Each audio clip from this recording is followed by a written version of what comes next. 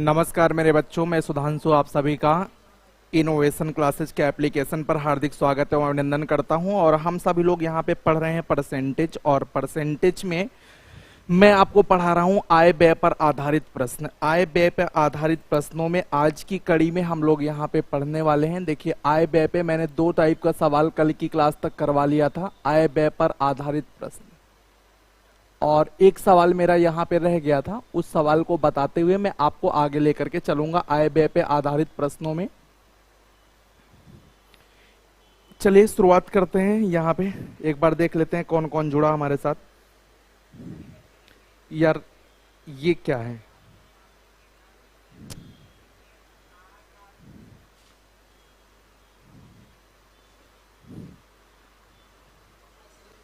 हमारे फिर हम बैक करके ओपन करेंगे तब हमारे में आएगा। ये क्या है? जब लाइव स्ट्रीम हो गई तो फिर बैक करके ओपन करने क्या मतलब है भाई? बच्चे बार बार बैक करके ओपन करेंगे।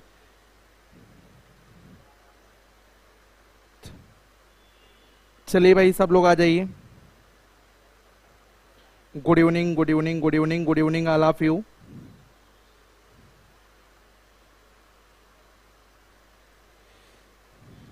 चल गया? हाँ ठीक है, चल गया भाई। चलाने में लड़कों को इतनी मशक्कत करनी पड़ती है, मतलब एक खुशी हर दिन हर सेकंड खुशी मिलती है कि चल गया। कितनी बड़ी बात हो गई यार। उनसे बोलिए कि क्लास यार पहले से वहां पे दिखाई पड़े। अभी तक सुमित सर की क्लास चल रही थी, उस पे एक न एक बाधा उत्पन्न होती, लड़के कह रहे हैं। मतलब चलने के बाद एक खुशी का एहसास होता कि लगता कि लाइट आ गई जैसे। उनसे कहिए ये बात सही करें भाई। बार बार बच्चों को दिक्कत होगी, बार बार बैक करके ओपन करना पड़ता है, क्या मतलब है यहाँ पे? चलिए ठीक है बच्चों, हम स्टार्ट करते हैं।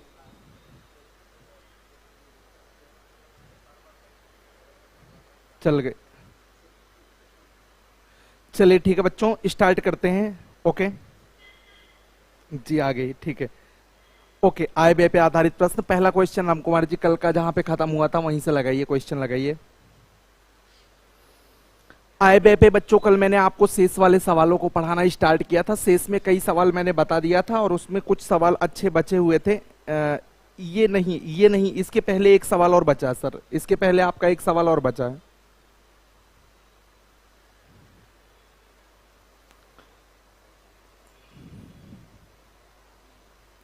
चलिए बच्चों शुरुआत करते हैं। एक क्वेश्चन और बचा है, इसके पहले वाला सर बैक करिए, 9 नंबर कल का।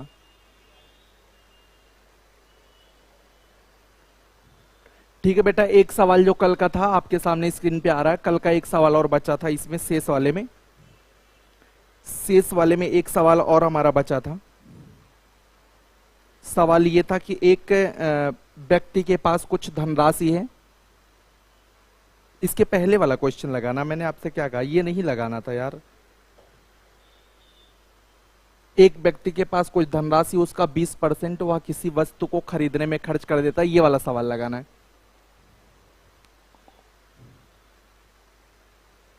एक सेकंड बच्चों, स्टार्ट कर रहे हैं।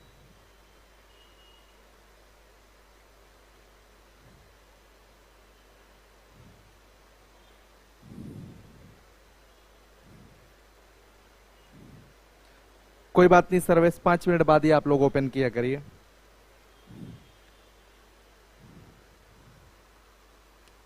क्या हुआ सर, क्वेश्चन आपका आया?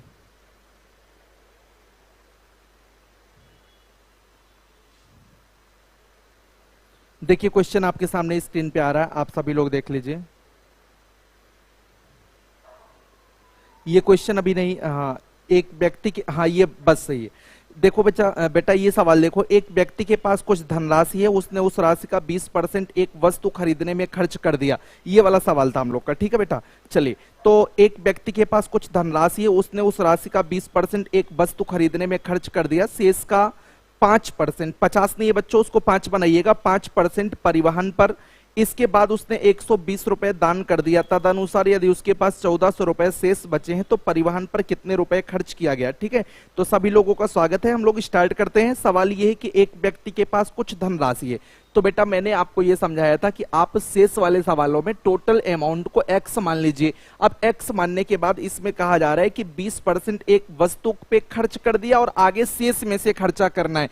तो मैंने आपको यह समझाया था कि 20% अगर खर्च कर दिया तो 80% हमारे पास बचेगा, और जो बचेगा अब इसको आगे बांटने से पहले हम इसको पुनः अपने आप में टोटल बना लेंगे, यानी कि 100%। जब जब आप कभी भी शेष को बांटिएगा तो हर बार शेष को 100% मान करके चलिएगा, ठीक है। तो यानी कि शेष 80% के नाम पे जो कुछ भी बचा ये हमारा टोटल है, और टोटल को 100% बांटेंगे, इसमें से 5% फिर खर्च हो गया तो हमारे पास 95% बचा, और 95% अब जो बचा है इसमें से 120 रुपए मंदिर में दान, 120 रुपए दान करने के बाद हमारे पास 1400 रुपए शेष बचा है। बेटा ये आपका सवाल है, ठीक है। तो यहां से आपका हो जाएगा 20 चौक 80, 20 पंचे 100, 5 से काटेंगे 19 हो जाएगा, 5 से काटेंगे ये 20 हो जाएगा, 4 से काटेंगे बच्चों ये 4 पंचे 20 हो जाएगा आपका। तो यक्स गुड़े 19 बटे 5 पचे 25 बराबर ये 120 उधर ले जाके फेंक दीजिए तो वो हो जाएगा आपका 1520, है ना। तो 19 से काट देंगे, 19 अट्ठे 152 हो जाएगा, और x बराबर 25 अट्ठे 200, एक जीरो और बढ़ा देंगे तो कुल धनराशि हमारे पास 2000 रुपए आई। लेकिन सवाल में ये नहीं पूछा गया है कि कुल धनराशि थी कितनी। सवाल में आपसे ये कहा जा रहा है, सभी लोग ध्यान दीजिएगा, सवाल में ये कहा जा रहा है कि उसके द्वारा परिवहन पर कितने रुपए खर्च किया गया। तो बेटा परिवहन का पूछा जा रहा है, तो परिवहन पर अगर हम लोग यहाँ पे खर्च निकालते हैं कि परिवहन पर उसने कितना रुपए खर्च किया, तो बच्चों आप ध्यान देना परिवहन पे तुरंत इसने नहीं खर्चा किया है।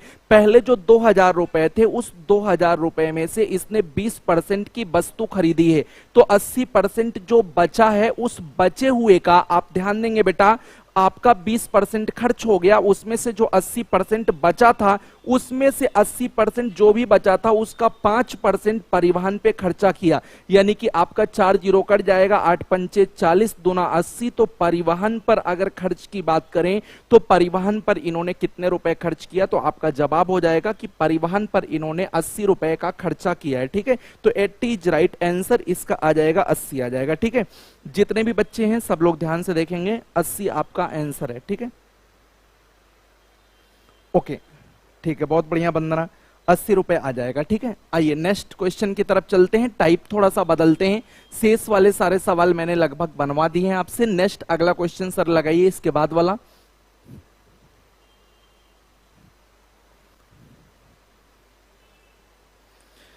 देखिए सवाल आपके सामने आया है, टाइप बदला है। एक व्यक्ति, इस सवाल को पहले मैं पढ़ दे रहा हूं, आपको समझना है अच्छे से, ठीक है। सवाल में यह कहा जा रहा है कि एक व्यक्ति अपनी आय का 75% खर्च करता है और शेष बचा लेता है। तो बेटा 75% खर्च करता है मतलब 100 रुपए अगर कमाता है तो 75 रुपए खर्च कर देता है, 25 रुपए बचाता है। उसकी आय में 20% की वृद्धि हो जाने से वह अपने खर्च को भी 10% बढ़ा लेता है। तद अनुसार उसकी बचत में वृद्धि का प्रतिशत क्या होगा। बचत में वृद्धि का प्रतिशत क्या होगा, ये सवाल वाले ने पूछा हमसे।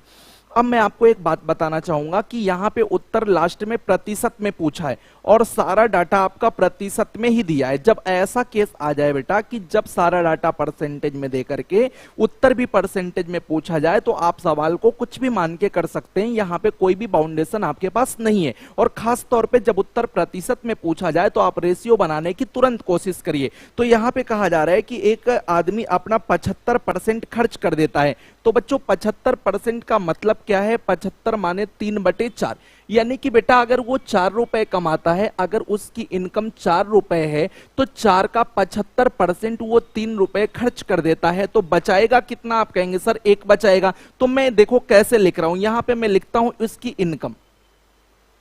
इनकम बराबर क्या होता है, saving expenditure plus saving. Expenditure का मतलब खर्चा और सेविंग का मतलब बचत। मैंने आपको कल ही समझाया था कि कुल आय बराबर, बच्चे आपको मैंने बताया था कि कुल आय बराबर क्या होता है।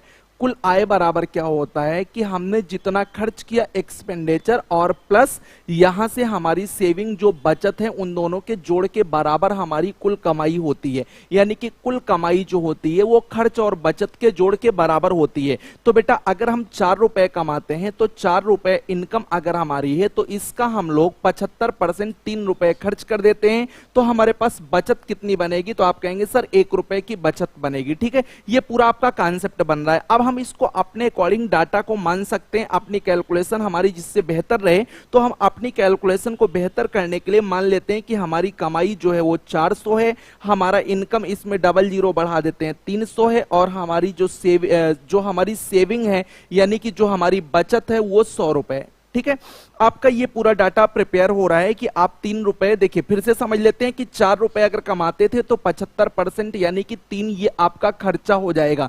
तो 4 में से 3 खर्च करेंगे तो 1 बचाएंगे, अपने अकॉर्डिंग डबल जीरो लगा लगा के मान लीजिए जिससे कैलकुलेशन आसान हो जाए। देखिए कुछ भी आप मान सकते हैं, डबल जीरो सिंगल जीरो जो भी लगा के मानिए, कैलकुलेशन आसान हो जाए।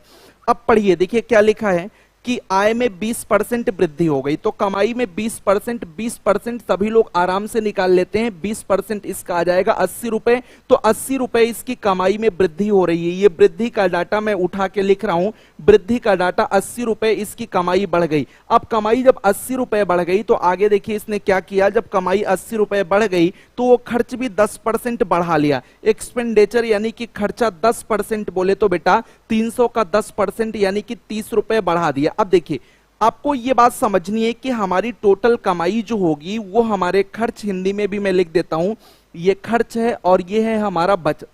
तो खर्च और बचत के जोड़ के बराबर होता, अगर यहां पे 80 आया है तो यहां पे 80 आया है, तो 80 इन दो लोगों के जोड़ से आना चाहिए। मतलब कहने का अगर कमाई में 80 रुपए वृद्धि हो रही है और खर्च में 30 रुपए वृद्धि हो रही है तो बचत में कितने रुपए की वृद्धि होगी, तो सीधी सी बात है कि 50 रुपए की होगी, क्योंकि 50 30 जोड़ करके कितना आना चाहिए, 80 होना चाहिए। अब आप देखिए हमारी बचत 100 से कितनी हो गई, 50, यानी कि इसमें बचत में हमारी जो वृद्धि हुई वो कितने रुपए की हुई, 50, यानी कि बचत में वृद्धि ही हम उठा के लिखा है, इसको लिखने की जरूरत नहीं है क्योंकि लाइन मैंने यहाँ पे टैग कर दिया, ये वृद्धि है। तो वृद्धि का प्रतिशत अगर हमें निकालना है कि बचत में वृद्धि का परसेंटेज क्या है, आराम से पहले एक सवाल समझिएगा। तो बचत कै रुपए बढ़ रही है बेटा, 50 रुपए बढ़ रही है। पहले वाली बचत कितनी थी, 100 के ऊपर 50 बढ़ना, तो वैसे हम इसको परसेंटेज में 50% कह सकते थे, लेकिन मैंने फॉर्मेलिटी इसलिए किया क्योंकि आगे हो सकता है कि 100 पे डाटा ना बने, है ना। तो 100 पे देखिए ये मुंह जबानी हुआ कि 100 पे 50% हमारा बढ़ रहा है, क्योंकि वृद्धि जो हमारी कमाई की वो 80 रुपए है, खर्चे की वृद्धि 30 रुपए है, इन दोनों का जोड़ यहाँ 80 होना चाहिए। तो 80 अगर यहाँ 30 है तो इसका मतलब यहाँ पे 50 होना चाहिए। तो बचत हमारी 50 रुपए बढ़ रही है, कहां से 100 से 50 रुपए बढ़ रही है, यानी कि कितने परसेंट बढ़ेगी, 50%। ठीक है, तो ये आपका बेहतरीन तरीका हो जाएगा, 50% आपका उत्तर आ जाएगा, सब लोग देख लेंगे 50% आएगा। ठीक है, हाँ समझ में आया। ये बहुत ही आसान तरीका आपको बता रहे हैं इस तरह के प्रश्नों के लिए, और इंपॉर्टेंट होते हैं इस तरह के प्रश्न, आपके लिए बहुत इंपॉर्टेंट होते हैं। ऐसे आप लगाएंगे तो थोड़ा सा आसानी से आपका काम हो जाएगा। ठीक है, थोड़ा क्या बहुत आसानी से हो जाएगा, आप बहुत इजीली प्रोसेस में आ जाएंगे। नेक्स्ट अगले क्वेश्चन की तरफ बढ़ते हैं। इसी पैटर्न पे 5-6 सवाल मैं लगवाता हूं आपको।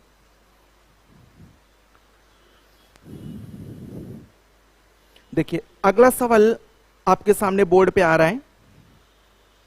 रमन अपनी आय का 80% व्यय कर देता है। तो मेरे बच्चों 80% का मतलब आपको पता है कि ये होता है 4/5, 20 चौक 80, यानी कि अगर उसकी इनकम 5 है, कमाई हमारी 5 है, तो इसका एक्सपेंडिचर और इसकी सेविंग की बात करें तो 5 का 80% 4 खर्च कर देता है, तो बचाएगा कितना, 1 बचाएगा। ये पूरा डाटा आपका हो गया। अब मैंने कहा कि आप इसको डबल जीरो लगा के मान लीजिए अपनी कैलकुलेशन, ये 500 कर लीजिए, इसको 400 कर लीजिए और इसको 100 कर लीजिए। ठीक है, अब जो चीजें कह रहे हैं उसके अकॉर्डिंग आप चलिए। देखिए इन्होंने कहा है कि उसकी आय में 25% वृद्धि, तो 25% इसका निकालेंगे तो 25 पंचे 125, यानी कि 125 रुपए की वृद्धि आ गई।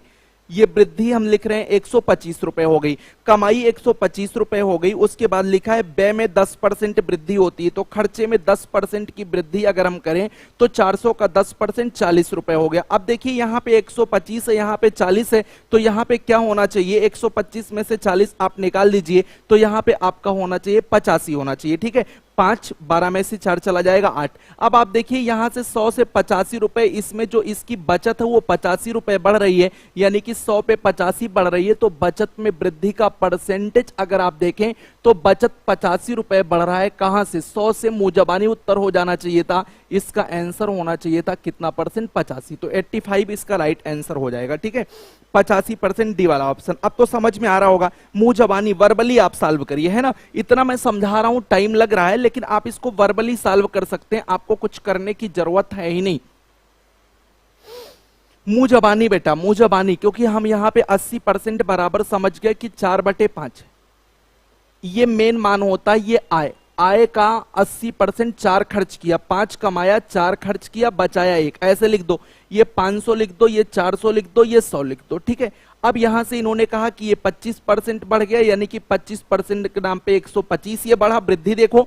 ये इन्होंने कहा 10% बढ़ गया, तो 10% के नाम पे 40 रुपए बढ़ा। अब ये कितने रुपए बढ़ेगा? 85 रुपए। तो 85 100 पे बढ़ा, इसका मतलब मुंहजबानी हो गया, कितना परसेंट बढ़ा? 85। ठीक है, तो ये वृद्धि सिर्फ निकालना है, कुछ करने की जरूरत नहीं है। नेक्स्ट, अगले पे चलते हैं हम लोग। कोई डाउट होगा तो बोल देना। ठीक है, अगला कोई डाउट होगा बेटा बोल देना। ठीक है, चलो अगला क्वेश्चन आपके सामने है कि राघव अपनी आय का 80% खर्च करता है। फिर से वही डाटा, 80% बोले तो 4/5 ये आय का, जिसका का की के कहते हैं उसी को मूल मान मानते हैं। आय का 80% 4 ये खर्च कर देता है, ये आपके समझने के लिए। मतलब 5 रुपए कमाता है तो 4 रुपए खर्च कर देता, 1 रुपए बचाता। आप इसको 100 के टर्म में मान लीजिए कैलकुलेशन, जिससे आसान हो जाए। ये आय है, इनकम है, ये एक्सपेंडिचर यानी कि खर्च है बच्चे, और ये है हमारी बचत। ठीक है, अब जैसे जैसे बोला है वैसे वैसे करते चला जाइए, कुछ करने की जरूरत नहीं है। आय में 12% वृद्धि हो गई बेटा, तो 12% इसका निकाल लेंगे। 12% 12/100 सीधे निकालेंगे, 12×5 60, ये 60 रुपए बढ़ गया। आगे क्या बोल रखा है इन्होंने, देखते जाइए आगे। देखिए, बचत में 10% की कमी हो गई, तो 10% इसका निकालेंगे, 10% ये कम हो गया।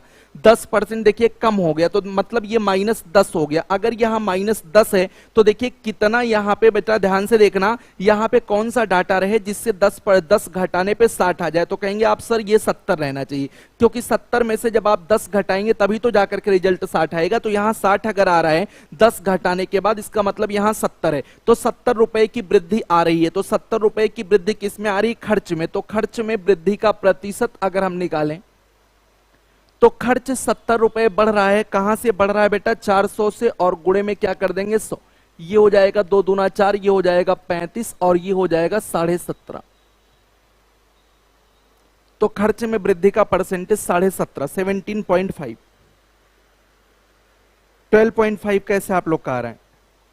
मैं कहीं गलत किया क्या? 70 रुपए बढ़ा है। अब मुझे लगता है कि आप सभी बच्चों ने यहां पे 50 करके लगा दिया क्या? हाँ, 50 आपने करके लगा दिया, तभी आप गच्चे में चले गए।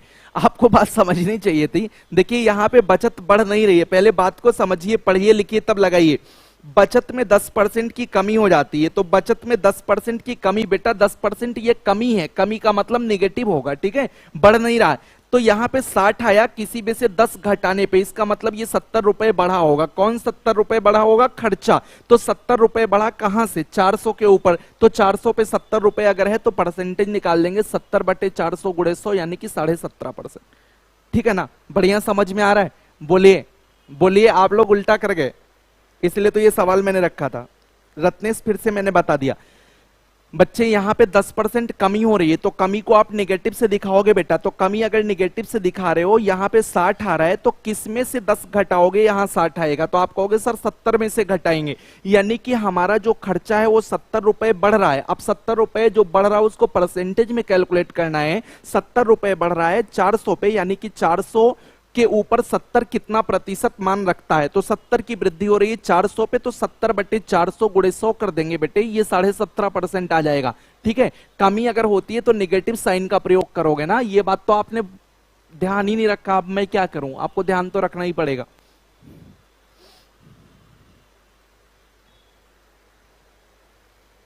ठीक है रत्नेश, नेक्स्ट।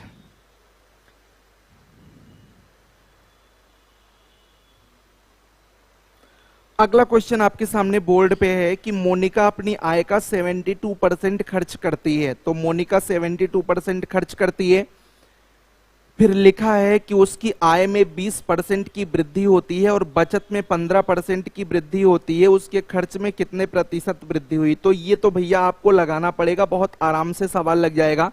मोनिका अपना 72% खर्च कर देती है, तो 72% बोले तो ये 4 18 72 और 4 2500, 18 बटे कितना 25। बोलो बात समझ पा रहे हो आप। यानी कि अगर वो 25 रुपए कमाती है, 72/100 आप कर लीजिएगा, तो 72/100 4 से काटेंगे, 4 18 72 और 4 25 100, 25 का 72% यानी कि 18 रुपए वो खर्चा करती है।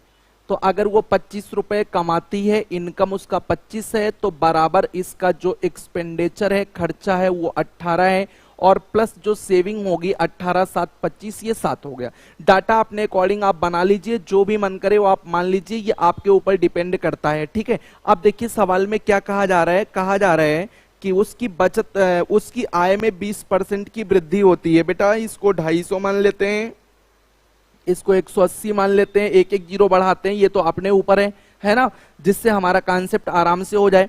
अब यहां से कमाई में कितने परसेंट की वृद्धि हो रही है, 20%। 20% की कैलकुलेशन आपको आनी चाहिए, 1/5 होती है। 1/5 का मतलब ये 50 रुपए की वृद्धि शो करेगा।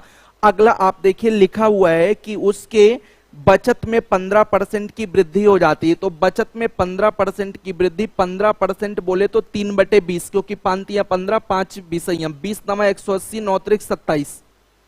अब ये लीजिए कैलकुलेशन आपकी अगर घटिया है तो कहां से आप कर पाएंगे, 3/20 होता है, 3/20 180 का अगर आप निकालोगे बच्चे तो ये 20 नमा 180 9 त्रिक 27। अब ये 50 है, ये 27 है, तो ये कितना होना चाहिए, 10 में से 7 चला जाएगा, 3 हो जाएगा, 4 में से 2 जाएगा 2, ये 23 होना चाहिए। यानी कि हमारे यहाँ जो बचत है वो बचत 23 बढ़ रही है, हमारे यहाँ बचत 23 बढ़ रही है।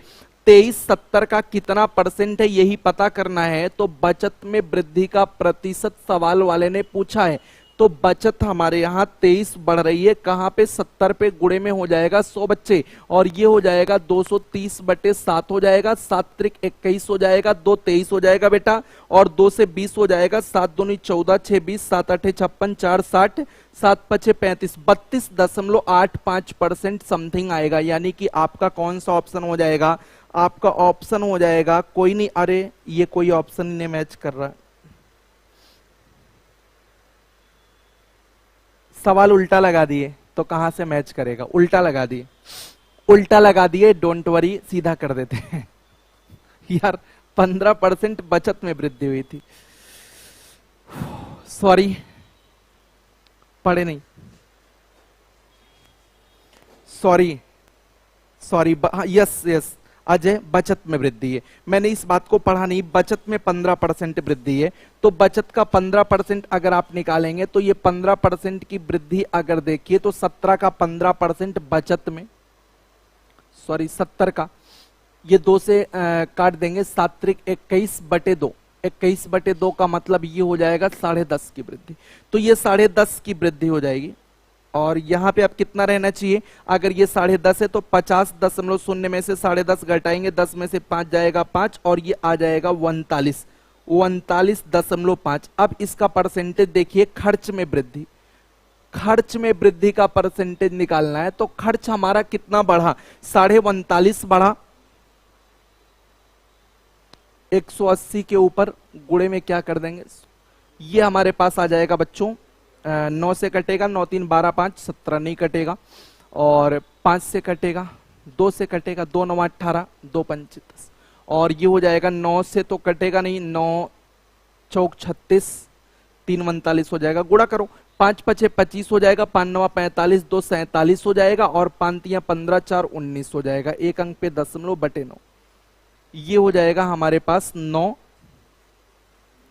दूना 18, और 1 19 हो जाएगा, 17 हो जाएगा, 9 1 9, और 8 17 85 हो जाएगा, 9 9 81, और 4 85, और 4 से 40 हो जाएगा, 9 चौक 36, 21.94% समथिंग।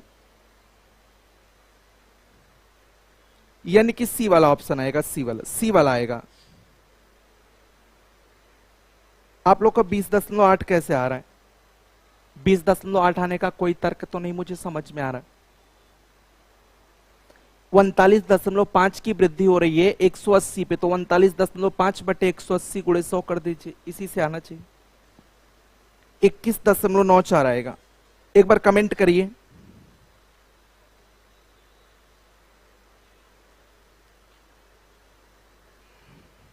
एक बार कमेंट करिए आपको क्या लग रहा। वैसे मैंने सही लगाया है, आपको समझ में आया या नहीं आया, या आपको लगता है आपकी कैलकुलेशन गलत है, या मेरी कैलकुलेशन अगर कहीं गलत हो तो बताइए मुझे।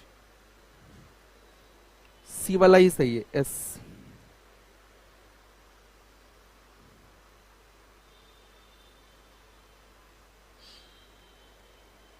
ठीक है, समझ में आ रहा है। सवाल तगड़ा कैलकुलेशन वाला था, इसलिए कैलकुलेशन थोड़ी सी फंस गई।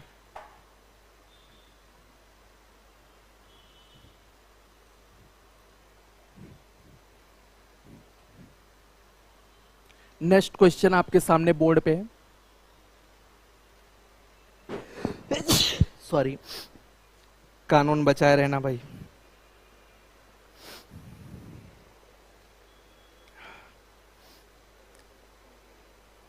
देखो, यहां पे सवाल है कि सुधा अपनी आय का 15% बचाती है, 15% बचाती है।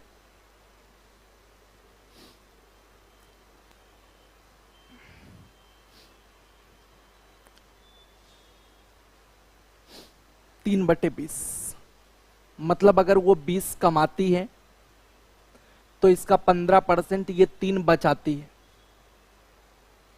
तो ये आय, व्यय, बचत। सुधा अगर 20 रुपए कमाती है तो 20 का 15% 3 बचाती है, तो उड़ाती कितनी है? 17।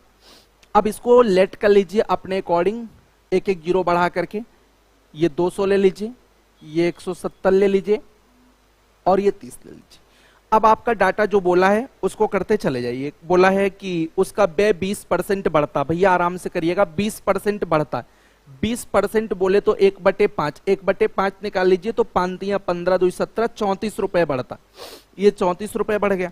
आगे क्या बोला है बेटा कि बचत में 60% की वृद्धि होती है, तो बचत में 60% बोले तो 60% आप निकाल लीजिए, ये होता है 60%, 3/5, 5 छक 30, 6 त्रिक 18। ये 60% वैसे भी 18 आ जाएगा, 60/100 करेंगे तो अब यहाँ 34 और 18 का जोड़ जो आएगा वही इसके रिजल्ट में आएगा, तो 8 4 12 हो जाएगा, 3 8 4 12, 3 1 4 1 5, ये 52, यानी कि 52 रुपए की वृद्धि हो रही है कमाई में।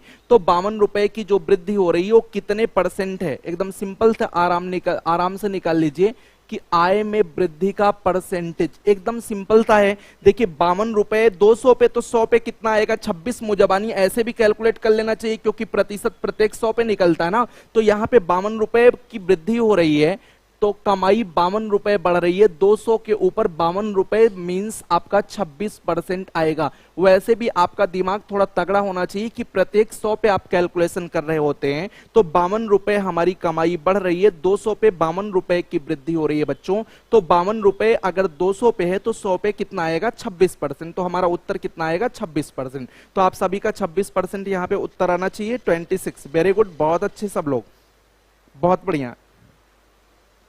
नेक्स्ट क्वेश्चन की तरफ हम लोग बढ़ेंगे। 26, बहुत बढ़िया, बहुत बढ़िया। आप लोग एकदम, जो लोग लाइव हैं बच्चे वो बहुत अच्छा काम कर रहे हैं, और जो लोग लाइव नहीं है वो रिकॉर्डेड देखते हैं, उनको क्या पता कि क्या चीज होनी चाहिए।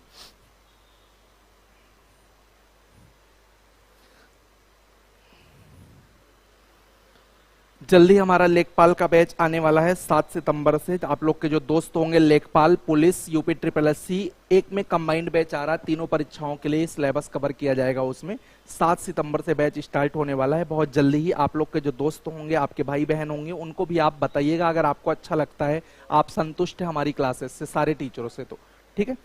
चलिए अगले पे चलते हैं। नेक्स्ट क्वेश्चन आपका लिखा हुआ है, बहुत बढ़िया। देखिए कैलकुलेशन वाला सवाल आया है, बहुत दमदार सवाल। राजू की आय उसके खर्च से 44.44% अधिक है। यदि उसकी आय में 60% की वृद्धि होती है और उसके व्यय में 70% की वृद्धि होती है, तो उसकी बचत 12,000 रुपए बढ़ जाती है, तो उसके प्रारंभिक व्यय और प्रारंभिक बचत का अंतर क्या होगा? देखिए कितना बढ़िया सवाल है। कि राजू की आय उसके खर्च से 44.44% अधिक है। एक दमदार और लाजवाब अच्छे लेवल का सवाल। आइए बच्चों इस सवाल को देखते हैं। 44.44 आप समझ पा रहे होंगे, ये 11 का रिश्तेदार है, 11.11 का 4 गुना है, और 11.11% को आपको मैंने बताया था ये 1/9 होता है बेटा, और ये 44.44% आप समझ पा रहे होंगे ये हो जाएगा 4/9, यानी कि 4/9 इसकी वैल्यू आ जाएगी। अब एक जगह मैं लिखूंगा आय, एक जगह लिखूंगा मैं व्यय, और एक जगह मैं लिखूंगा बचत, यानी कि ये हमारी है इनकम, ये हमारा है एक्सपेंडिचर, और ये हमारी है सेविंग। आइए सवाल को शुरुआत करते हैं, एक एक लाइन समझते हैं, एक एक लाइन समझते हैं। लिखा है कि राजू की आय उसके खर्च से 44.44%। बहुत बढ़िया सुमित, देखते हैं क्या आएगा। तो लिखा है राजू की आय उसके खर्च से 44.44% अधिक है। तो अगर उसका ये खर्च है, जिससे से या के बोलते हैं, उसी को मेन मान मानते हैं, खर्च से 44.44 यानी कि 4 अधिक है, तो कहने का मतलब यह है कि अगर वो 9 रुपए खर्च करता है तो 9 से 44.44% यानी कि 4 ज्यादा है क्या उसकी कमाई, तो 9 में 4 जोड़ देंगे तो 9 4 कितना हो जाएगा, 13 हो जाएगा। अब बेटा यहाँ पे बचत कितना वो करता होगा, तो इसका मतलब ये 13 रुपए कमाता है, 9 रुपए खर्चा करता है, तो बचत 4 रुपए हो जाएगी। अब हम इस डाटा को अपने अकॉर्डिंग मान लेते हैं जिससे हमें कैलकुलेट करने में आसानी हो। मैं इसको 130 मानता हूं, मैं इसको 0 लगा के 90 मानता हूं, आप 1 या 2 0 लगा के मानना स्टार्ट कर दीजिए। ठीक है, अब आपने इसको मान लिया है, आपने मान लिया ये 130 यूनिट है, आपने ये मान लिया कि ये 130 यूनिट है, तो ये आपका 90 यूनिट है बेटा, और ये आपने मान लिया है कि ये 40 यूनिट है। ठीक है, ये अपने अकॉर्डिंग हम लोग इसलिए मानते हैं जिससे हमारी कैलकुलेशन थोड़ी सी आसान रहे, और जानते हैं आपकी कुछ भी इसलिए मान रहे हैं क्योंकि उत्तर लास्ट में प्रतिशत में ही निकालना होता है, तो हम कुछ भी मानते। फिलहाल अगर यहाँ प्रतिशत नहीं होगा तो हम तुलनात्मक अध्ययन करके सवाल को मैनेज कर लेंगे। ठीक है, तो आइए आगे की बात पढ़ते हैं। लिखा हुआ है कि उसके व्यय में 70% की वृद्धि होती है, तो व्यय का 70% अगर आप बढ़ाएंगे तो 70% के नाम पे बच्चे यहाँ पे आपका क्या निकलेगा, तो आप कहेंगे 70% के नाम पे सर निकलेगा 9 सत्ते 63, यानी कि 63 रुपए की वृद्धि होगी। अच्छा, पूरा सवाल हम लोग पढ़ लेते हैं। उसकी बचत 12,000 रुपए बढ़ जाती है, तो उसके प्रारंभिक व्यय और प्रारंभिक बचत का अंतर क्या था। चलिए, तो यहाँ पे 70% अगर ये बढ़ जाता है तो 70% बढ़ने का मतलब 9 सत्ते 63, ये 63 रुपए बढ़ेगा।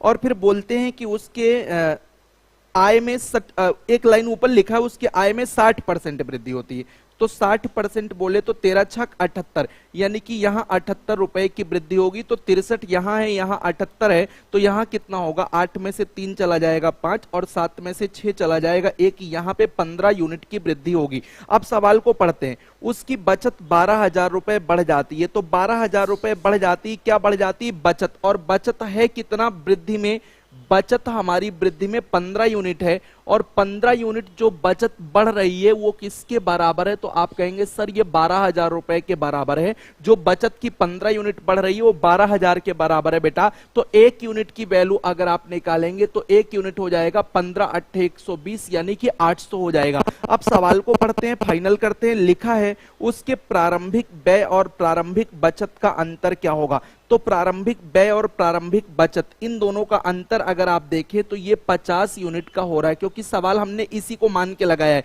इसको मान के नहीं लगाया, मैंने इसको मान के लगाया। ठीक है, तो प्रारंभिक सवाल की लैंग्वेज एक बार फिर से पढ़ लेंगे। प्रारंभिक व्यय और प्रारंभिक बचत का अंतर, तो प्रारंभिक व्यय माइनस प्रारंभिक बचत, इनको अगर आप देखते हैं तो प्रारंभिक व्यय 90 यूनिट था और प्रारंभिक बचत 40 था, दोनों का अंतर आएगा 50 यूनिट का। तो 50 यूनिट का अंतर आएगा, तो 1 यूनिट इतना है, तो 50 यूनिट कितना आ जाएगा, आप कहेंगे सर 800 गुणे 50 हो जाएगा, 8 पंचे 40, यानी कि हमारे पास 3 जीरो और बढ़ जाएंगे, तो कुल मिला के 40,000 रुपए आ जाएगा। तो जो हमारा आंसर आएगा वो फाइनल आएगा 40,000। ठीक है, तो जरूरत के हिसाब से चीजों को पढ़ते हुए लगाते हुए आपको चलना है। 40,000 सही, चलो बहुत सारे लोग का 40 सही।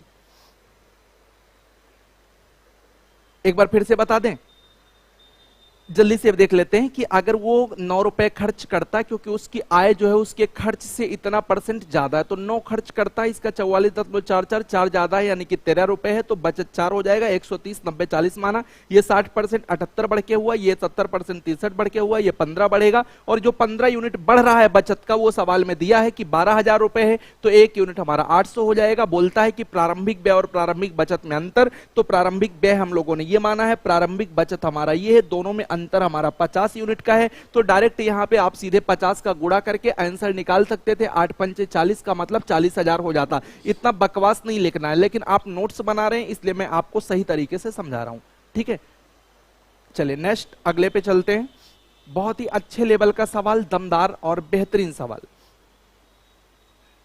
यूपीएसआई के लेवल का है। पूरी मैथ में आपको सीजीएल लेवल की पढ़ा रहा हूं, ठीक है। इससे ज्यादा कुछ भी नहीं आएगा बेटा, इससे ज्यादा अगर कुछ आएगा तो आप बताना मुझे, इससे कम ही आएगा, इसके बाद कुछ है नहीं, ठीक है।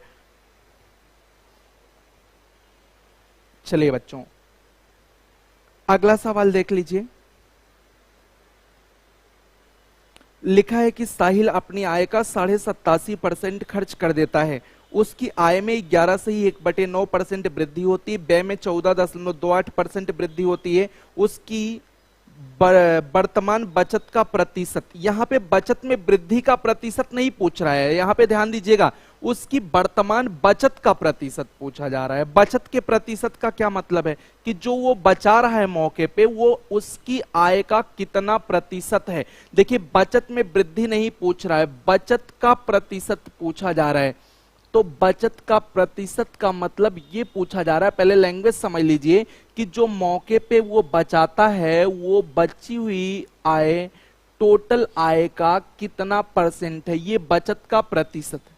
इस चीज को आपको समझना है। बचत में वृद्धि का प्रतिशत नहीं पूछ रहा, वृद्धि पूछता तो जितना बढ़ता बटे प्रारंभिक आय, या प्रारंभिक सॉरी जितना बचता बटे प्रारंभिक बचत ले लेते और गुणे 100, जैसे अभी तक कर रहे थे कि अगर बचत में वृद्धि का प्रतिशत पूछता है तो बचत कितना बढ़ी है उसको हम देख लेते थे और बटे प्रारंभिक बचत गुणे 100 कर देते थे। लेकिन ये वृद्धि नहीं पूछ रहा, आप सवाल को एकदम आराम से लगाना है। देखिए 87.5% बोला है, समझिएगा आय का 87.5% खर्च कर देता है, तो 87.5% को पहले समझने की जरूरत है। तो ये हो जाएगा 87.5% को अगर आप फ्रैक्शन में बदलेंगे तो कैसे तोड़ देंगे भाई, ऐसे तोड़ लीजिए 50% जो आपको पता है और प्लस 37.5%। 50 बोले तो बच्चों 1/2 होता है, 37.5 बहुत पढ़ा, 3 कितना होता 8, अब तो आदत में हो गया होगा है ना। तो लघुत्तम ना लो, यहाँ 8 बनाना तो 4 से ऊपर नीचे गुणा कर दोगे तो ऊपर 4 3 7 बटे कितना हो जाएगा 8। 87.5% खर्च कर देता है। लैंग्वेज पढ़ेंगे, लिखा है कि साहिल अपनी आय का 87.5% खर्च कर देता है। साहिल अपनी आय का 87.5% खर्च कर देता है, जिसका का की के बोले वही मेन मान होता है।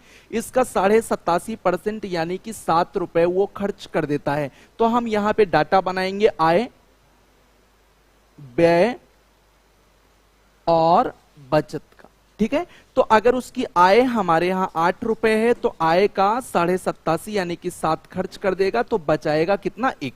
हम इसको अपने हिसाब से 100 लगा के लेट कर लेते हैं, यानी कि ये 800 मान लेते हैं, ये 700 मान लेते हैं और ये 100 मान लेते हैं। आइए चीजों को बढ़ाते हैं। इनका कहना क्या है उस चीज को हम लोग पढ़ते हैं। तो लिखा है बच्चा यहां पे कि साहिल अपनी आय का 87.5% खर्च करता, उसकी आय में 11 से ही 1/9% वृद्धि होती है। यार बाबू यहां पे लग रहा है कि हम लोग जो माने हैं उससे हमारा काम नहीं हो पाएगा। जानते हैं क्यों नहीं हो पाएगा, क्योंकि हम फ्रैक्शन बना लेंगे। 1 सेकंड में और आपको समझाता हूं। लिखा है कि आय में 11 से ही 1/9% वृद्धि होती है। आय में वृद्धि 11 से ही 1/9 यानी कि 1/9 की वृद्धि होनी चाहिए। और उसके बाद बोला है व्यय में 14.8%। थोड़ा सीखो, 14.28 बोले तो 1/7। मतलब कहने का मतलब यह हुआ कि आय हमारी 9 से कट जाए और व्यय हमारा कितने से कट जाए, 7 से कट जाए। तो 9 और 7 से कटने वाले डाटा को अगर हम लोग यहां पे मानते हैं तो ज्यादा बढ़िया रहता है। तो देखो एक काम करते हैं, कि 9 और 7 दोनों से 0 लगा के नहीं मानते हैं। यहां तक मामला सब सही है। हमारा आय जो है वो 9 से कटना चाहिए, यानी कि यहाँ पे 9 का गुणज होना चाहिए, ठीक है। और हमारी जो व्यय है वो 7 से कटनी चाहिए, तो व्यय में तो कोई दिक्कत ही नहीं है, व्यय तो हमारा सही चल रहा है, ठीक है। तो आय में अगर 9 से कटना चाहिए तो पूरे में हम चाह रहे हैं कि 9 से गुणा कर दें। क्या बुराई है भाई, पूरे में 9 से गुणा कर देते हैं। तो ये हम मान लेते हैं लेट करके। अब मानते हैं अब आराम से, जिससे कैलकुलेशन दशमलव में ना जाए, क्योंकि हमारी आय 9 से कटे तो 9 अठे कितना हो जाएगा 72 मान लेते हैं, 9 सते कितना मान लेते हैं 63, और 9 एकन्ने 9। अब सही है। अब 11 से ही 1/9% बढ़ा है, तो 11 से ही 1/9% बोले तो 1/9, 1/9 बोले तो 9 अठे 72, यानी कि ये बढ़ा कितना आया 8।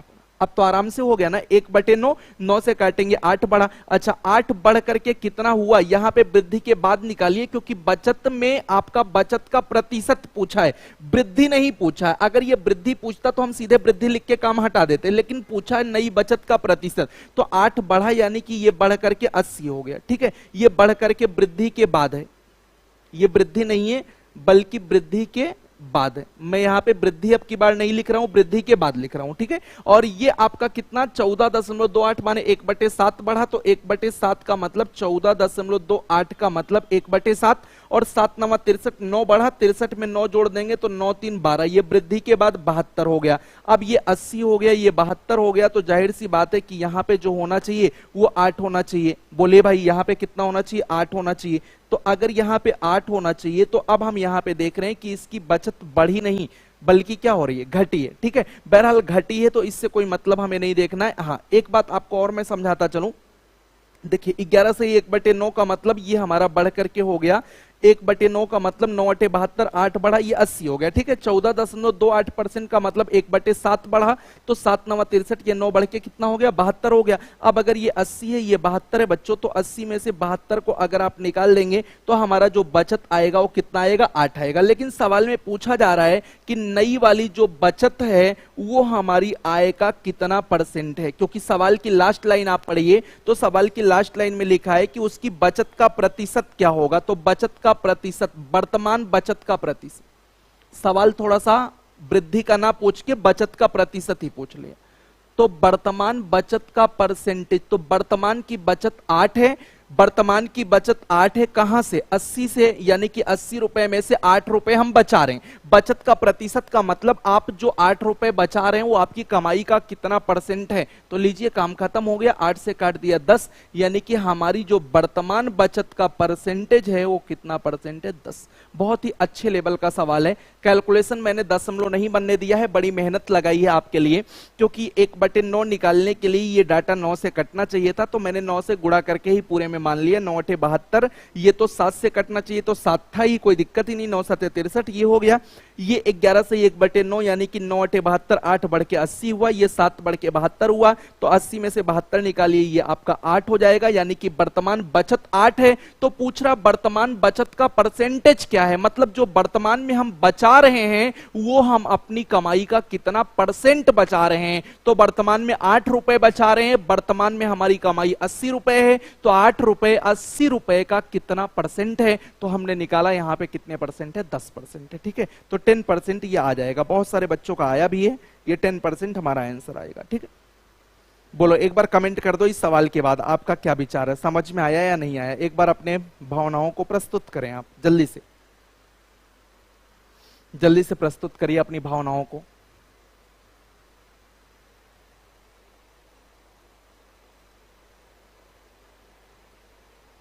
ये समझ में आया, आ गया। बारिश हो रही है सर, बिजली कड़क रही है। अरे कड़कने दो बंदना, बिजली से क्या होने वाला है। देखो बिजली से उसको डर लगता है जिसको कभी जिंदगी में पागल कुत्ता काटा होता है, तो रेबीज के लक्षण जब होते हैं शरीर में तो बहुत दिक्कत आती है। तब जैसे बिजली कड़के ना, तुम्हें लगेगा तुम्हें कोई कुत्ता भौंक रहा है ना, बहुत डर लगता है बिजली। ये सवाल आता है बिजली कड़कने से किसको डर लगता है, तो जिसको रेबीज हुआ रहता है, रेबीज के लक्षण रहते हैं शरीर में, उसको बहुत डर लगता है। तो बेटा बच के रहियो, नहीं तो फिर पता चला पागल कुत्ता उत्ता काटेगा तो डर लगेगा, है ना। चलो ठीक है, आ गया। नेक्स्ट क्वेश्चन आपके सामने लगा हुआ है, लिखा है कि ए की आय बी की आय का 60% है और ए का व्यय बी के व्यय का 70% है। यदि ए की आय बी के व्यय का 75% है तो ए की बचत तथा बी की बचत के बीच का अनुपात क्या होगा। बहुत ही तगड़ा सवाल लिखा हुआ है। ए की आय बी की आय का 60% है। तो देखो शुरुआत करते हैं। 60% की फ्रैक्शन होती है 3/5। ए की आय बी की आय का, यानी कि बी अगर 5 कमाता है तो इसका 60% ए है। तो ए और बी की इनकम जो हो जाएगी, आय जो हो जाएगी, ए की आय बी का, यानी कि बी अगर 5 कमाता है तो उसका 60% ए कमाता है 3। ठीक है, बोला ए का व्यय बी के व्यय का 70% है। ए का व्यय बी के व्यय का 70% है, लेकिन आगे लिखते हैं कि यदि ए की आय बी के व्यय का 75% है। ये लिखिए, ए की आय बी के व्यय का 75%। ए की आय बराबर बी का व्यय। ये डाटा आपका ए की आय और बी के व्यय को मिला रहा है, तो बीच वाली लाइन अभी आप छोड़ दीजिए, क्योंकि ए का व्यय बी के व्यय का 70% है, तो पहले बी का व्यय निकाल दीजिए। ठीक है, तो डाटा को आप मन के 100 लगा के मान लीजिए, कोई दिक्कत नहीं। 100 नहीं मानना चाहते हैं तो भी कोई दिक्कत नहीं। ठीक है, तो ए की आय आपने 3 यूनिट मानी है, बी का व्यय हमें पता करना है, इसका 75 मतलब 3/4, 3 से 3 कर लीजिए तो बी बराबर 4 आ जाएगा। यानी कि ये बी का व्यय है। बी का व्यय अगर 4 है, अब देखिए बी का व्यय अगर 4 है, बी का व्यय अगर कितना है, 4 है। ठीक है, तो अब सवाल में लिखा है, अब बीच वाली लाइन पढ़िए, ए का व्यय बी के व्यय का 70% है। बी के व्यय का 70%, तो ए का व्यय हो जाएगा बी का 70%, तो 4 गुणे 70/100, यानी कि 7 चौक 28 बटे, और काट दो, 2 दूना 4, 2 पंचे 10, 7 दूनी 14/5। तो ए की जो व्यय है, ये व्यय जो बनेगा वो बी का 70% है, यानी कि हमारा ये आ जाएगा 14/5। आप इसको और मॉडिफाई करिए काट कुट के, तो 2 सत्ते 14, 2 दूना 4, ये 7:5 इधर चला जाएगा, 5 दूना 10। ठीक है, ये आ गया व्यय का अनुपात, ये आ गया व्यय का अनुपात। अब सवाल में पढ़ना है, क्या बोला है, क्या बोला है, ए की बचत तथा बी की बचत का अनुपात क्या होगा। ए की बचत और बी की बचत का अनुपात क्या होगा। तो ए की बचत और बी की बचत का अनुपात पूछा जा रहा है, तो बचत बराबर होता है आय माइनस व्यय। 3 में से 7 10। यार डाटा तो थोड़ा सा डिफरेंट लग रहा है, एक बार लग रहा है मुझे काट के लगाना पड़ेगा। ठीक है, ये सवाल कहीं से मिस हो गया, हमें लगता मानने उनने में कहीं से दिक्कत आ गई। 1 सेकंड बच्चों रुक जाना, सही कर रहा हूं, 1 सेकंड रुक जाना, थोड़ी सी गलती हुई है, उस वजह से तकलीफ दे रहा है। Please 1 minute. सवाल इजी है, कठिन नहीं है, पढ़ने में कहीं से मिस कर गया। ठीक है, फिर से मैं पढ़ देता हूं। 1:5 सही है, हाँ सही है। ए की आय बी की आय का 60% है, तो ए की आय, सब कुछ सही है, बस देख लेते हैं कहीं मिस्टेक हो गया। बी की आय का 60%, तो बी अगर ये कमाता है तो इसका 60% ए है। मतलब अगर ये 5 है, बी 5 है, तो बी का 60% ए है, यानी कि ये 3 है, ये आय है। अब इसको लेट कर लीजिए, 300 और कितना 500। ठीक है, यहां तक सही। और ए का व्यय बी के व्यय का 70% है। ठीक है, ये बात हम बाद में देखते हैं। फिर लिखा है यदि ए की आय बी के व्यय का 75% है। बोला क्या है भैया, कि यदि ए की आय बी के व्यय का 75% है, यानी कि बी का जो व्यय है उसका 75% ए की आय है।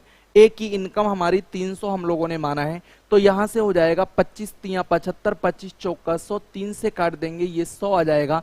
तो बी का व्यय जो आएगा वो कितना आ जाएगा, 400। इतना काम सही हो गया, बी का व्यय कितना हो गया, 400। अब इसका 70%, ए का व्यय जो है इसका 70%, तो 400 का 70% निकालेंगे तो 7 चौक 28, यानी कि ए का व्यय कितना हो जाएगा, 280। बस खत्म हो गया। अब हम अगर बचत की बात करें तो बचत बराबर क्या होता है, आय माइनस व्यय। तो ये हो जाएगा बेटा 20 हो जाएगा, और ये कितना हो जाएगा 100। 20-2500 यानी कि बचत का अनुपात 1:1 कितना आएगा 5। ठीक है, तो कहीं से वहां डाटा हमारा गड़बड़ हो गया था, 1:5, 1:5। ठीक है, सही कर लीजिए 1:5।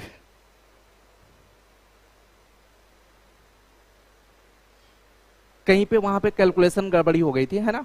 तो इजी, हाँ इजी क्वेश्चन है, बहुत आराम से हो जाएगा। नेक्स्ट अगला क्वेश्चन दिखाइए सर।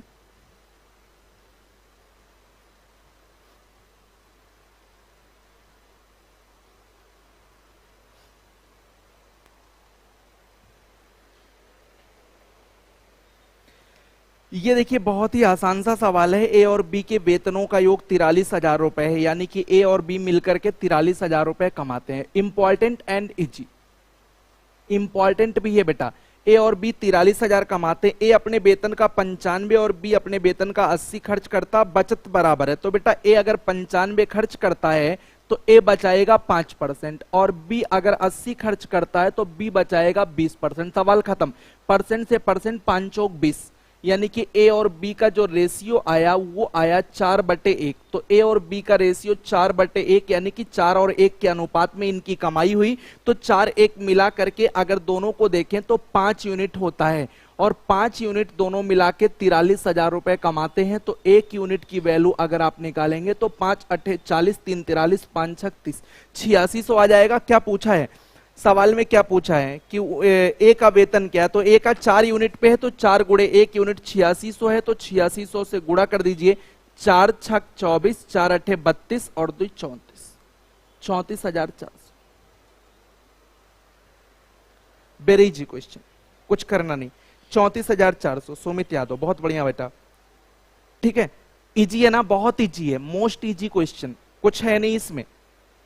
34,400। ठीक है, तो यहां तक आप आए बैक के सारे सवाल बना लीजिएगा। मुझे उम्मीद है कि आपके सारे सवाल आए बैक के बन जाएंगे। अच्छे से अच्छे सवाल मैंने करवा दिए, लोकल से लोकल सवाल करवा दिए। अब कुछ करना है नहीं आपको। अब कल का जो हमारा टॉपिक होगा वो हम आपको परीक्षा के अंकों वाले सवाल पढ़ाएंगे, फिर हम आपको चुनाव पढ़ाएंगे, जनसंख्या पढ़ाएंगे, फिर ये हो जाएगा खत्म। ठीक है, तो यूपीएसआई का बहुत ही तगड़े तरीके से चल रहा है। आप ये देख लीजिए, स्क्रीन पे आपके सामने सवाल है, इसको बनाने की कोशिश करिएगा। ठीक है, इसको बनाने की कोशिश करिएगा आप घर पे जब वीडियो देखिएगा। ओके, तो आज की क्लास यहीं तक रखते हैं मेरे बच्चों, फिर अगली क्लास में हम आपसे मिलते हैं। और इसी उत्साह और उमंग के साथ आप अपनी पढ़ाई को खूब अच्छे से जारी रखिए, खूब मेहनत से पढ़ाई करिए, नोट्स बनाइए और वीडियो को कम से कम 2 से 3 बार देखिए, जिससे आपका पूरी तरीके से तैयार हो सके। ठीक है, और जाकर के फिर किरण वाली बुक या एस.डी. यादव वाली बुक या आर.एस. अग्रवाल वाली बुक, जो भी भगवान ने आपको दिया है उसको आप पूरा लगा डालिए। ठीक है, एक तरफ से पूरा लगा डालिए, पूरी किताब, एक ही किताब लगाइए लेकिन पूरा लगाइए। और मेथड हमारा सवाल उनका आप यूज करिए, मेथड हमारा यूज करिए। आप देखिए पेन नहीं चलाना पड़ेगा, पेन फ्री सोल्यूशन होगा आपका। ठीक है, पेन फ्री सोल्यूशन होगा। और आप सभी लोग अपना ख्याल रखिए, हंसते मुस्कुराते रहिए, खूब खाइए, खूब पढ़िए, बस जिंदगी में 2 ही काम रखिए। मिलते हैं अगली क्लास में, तब तक के लिए गुड नाइट।